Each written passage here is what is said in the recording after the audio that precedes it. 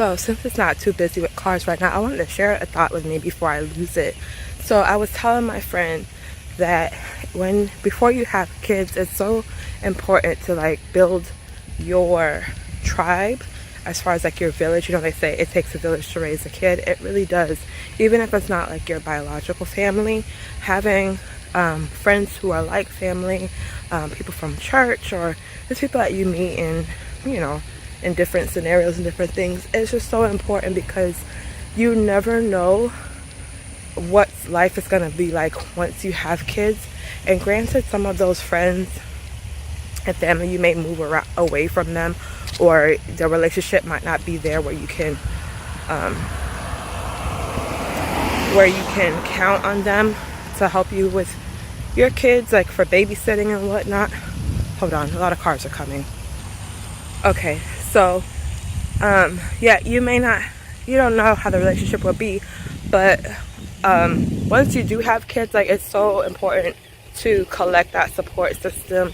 And how you treat people really does matter when you have children. And not because you're doing this so that when you have kids that people be kind to your children, but really, like, we have been so supportive of people, and we have pretty good relationships with a lot of different people, whether we're super close to them or not. And that has bubbled over onto our kids. People bless our kids, and there's a lot of things that we have, that we get to do for our kids, that we don't have to pay for. That is just the favor of God and the goodness of people's hearts, kind of like paying us back. Not like intentionally paying us back, but like just the thought of it is like, wow, how much, you know, we never try to burn bridges with anybody. We try to be gracious to everybody, try to be kind and helpful to people. And it is coming back to our kids. Like, our kids get to benefit from that.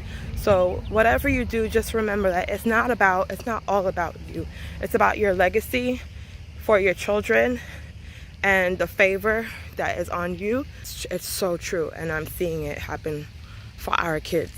Like the season that we're in, we don't have a ton of money. We have enough to do what we got to do, and a little extra. And who we can bless, we still bless, but we get way more blessed than I think we poured out. Maybe because we've put out so much time, our time has gone out, and we are being blessed back in in financial and materialistic ways, and just the support of people around us. So a little nugget for you there. I have come to realize that I am very inspired subliminally. A lot of things get pulled into my subconscious, and I had this insert from some cards from Hallmark, and I loved the look of it. Like, I love the colors, I like the color block right here, and I was like, I'm gonna make something similar to that. And not even realizing, and I got this back in February for Black History Month. They were giving away free Black History cards, and I just like have been having this floating around in the office, and I just realized that I kind of did something similar. I actually did it. This is from one of my original paintings called Splendor. It was auctioned off at a missions fundraiser. So the painting was, I was going to sell it, but then when I realized that I needed something to auction off, I felt like it was the right painting to do. And so I really, really loved that painting. But it got auctioned off for a great cause. But I made sure that I took good pictures, like close-up pictures before, like all my favorite sections of the painting. Because like sometimes I don't love the entire painting, but there are like certain parts that I really love, or I do love the entire painting, but there are certain parts that I love, and then I like to translate them and make them into, you know, things that could be printable, that could go on products and different stuff.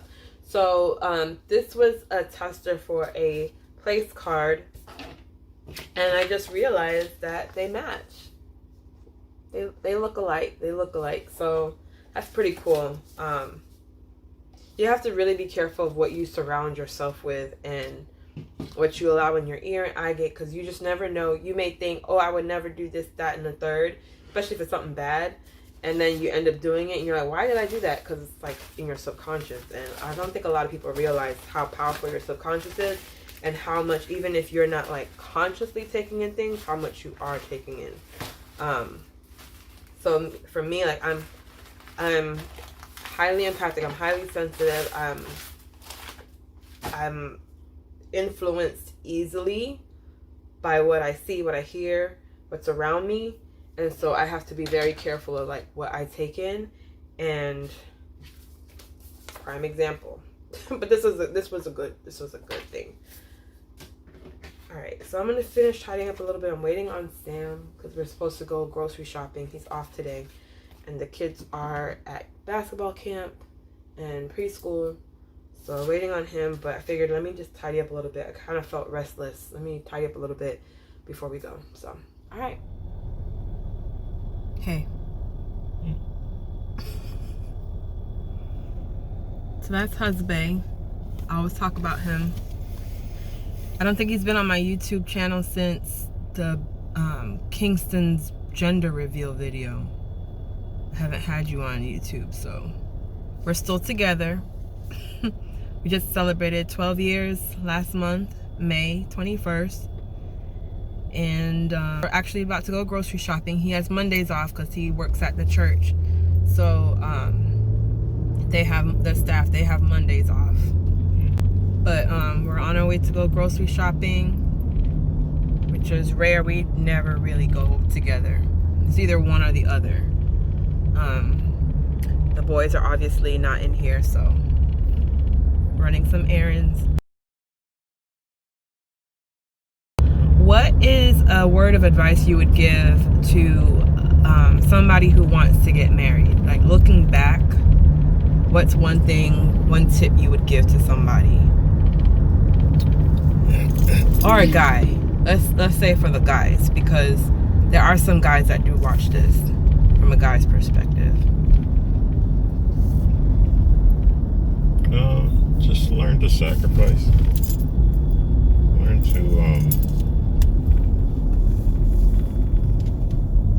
Learn to sacrifice your wants for the greater good of the house. Sometimes it's not about what you want to do or how you want to do it. It's really going to be about, is this going to affect the household? Does it make sense for the whole household as a whole, with just the other person? Yeah, and love what you do, love what you're doing, and make sure that you're passionate about it, and that the person that you're with is okay with what you're doing, and how much time you have to give to it, and just be patient with it all too. So I think if I had to sum it in one word, it's just learn to sacrifice. I would say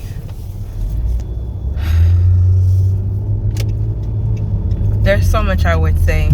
One thing I would say is do as much as you can now. When you don't have kids, when you don't have a spouse, do as much as you can now. Enjoy yourself, because you're going to have to sacrifice those things, like he said. And for me, I can at least look back and be like, oh, well, I remember when I did this, or I went there, or I had, fun. Like, to have those memories is nice to fall back on when you can't quite do it in the current season because of responsibilities and whatnot. And yeah, just do as much, enjoy your time now. They always say that, but truly enjoy what you can. If you're not married yet, enjoy, your freedom. I mean, you still have freedom when you get married, but you have to do a lot of more compromising and teamwork. It's much more teamwork than anything. And then when you get kids, then if you don't have kids, you're married, you don't have kids, enjoy your time together before the kids come. Do as much as you can, and then when the kids come, you just find your new rhythm. It's all about finding a rhythm. It's constantly changing. The beat is always changing, but the melody can stay the same.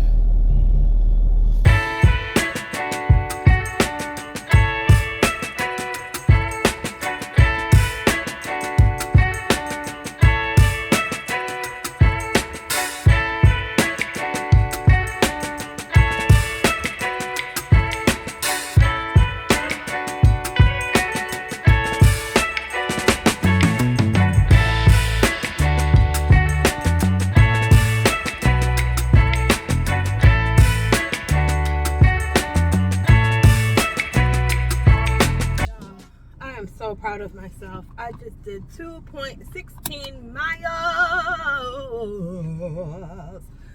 2.16 miles are done. I am about to have my water. I took a slightly different route, kind of mixed up an old route and new route. Oh my God, I am so proud of myself.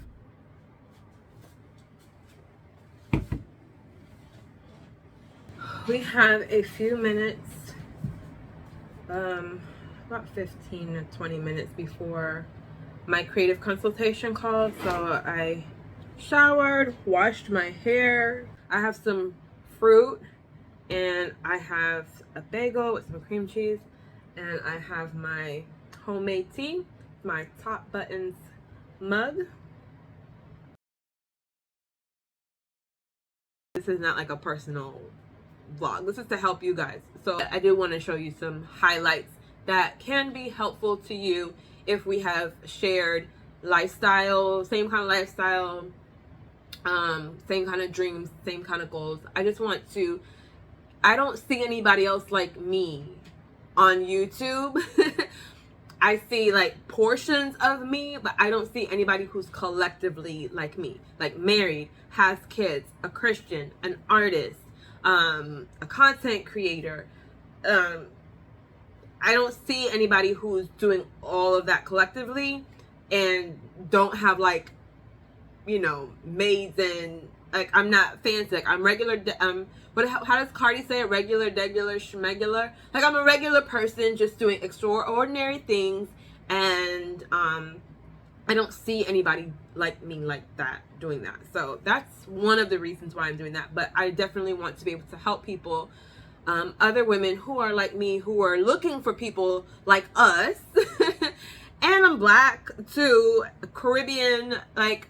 Because I know I am not the only one like this. I know for a fact because my circle of friends, listen, we all are like in one way or the other doing a lot of different things and have a lot of things in common. So I know we are not the only ones. I just don't see anybody on YouTube to inspire me. So I guess I gotta be the inspiration. That's typically how my life has been. I don't see anybody doing it. I don't want to be like everybody else. I may be like everybody else for a little bit, and then I'm like, I don't want to do that anymore. I want to do my own thing. I want to be unique. I want something that makes me stand out. And sometimes I'm real extra about it. And sometimes I'm just like, whatever. Y'all gonna get what you get. So, anyways, that's it for today, for this week. Thank you so much for watching. Again, let me know what part you loved the most. If you learned something new, or if something like made you feel like, oh, wow, I didn't know that about her. Let me know so I know what more to create and film longer or more about. All right, you guys, have a great one. Bye.